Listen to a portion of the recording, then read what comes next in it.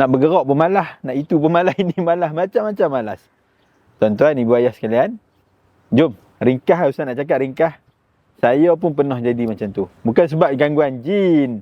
Ni, ada makhluk halus yang ada kat dalam badan ni, iaitu angin nama dia. Angin tu belok saluran pernafasan, angin tu sebu, kita duk baca baru tak habis bismillahirrahmanirrahim ni dah penat. Jadi saya amalkan test overhaul ni, test ghost to cut. Okey, besarnya jak ustaz ni. Ini special dia ustaz. Tuan-tuan, minum segelas tak puas, asal nak minum 2 gelas. Lama-lama saya suruh orang rumah saya buat gelas besar ni. Buat gelas besar macam ni, minum puas. Sebab apa tuan-tuan? Ibu ayah sekalian, dia cut off angin. Dia buang angin. Lawas selawah-lawahnya.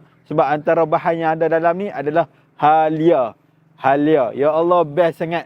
Amalkan guna halia tadi. Minum halia tadi tu. Kita nak pergi ketuk halia. Ketak. Pergi buah dalam ni susah. Kan? Ambil seuncang teh ni. Ustaz tunjuk seuncang teh ni. Celuk dalam air panas. Bismillahirrahmanirrahim. Biarkan dalam 5 minit. Keluar dia punya warna macam ni. Minum. Bismillahirrahmanirrahim. Oh, sedap. Dia tak perik, dia tak pedas, dia tak apa, dia rasa cukup, balance cukup.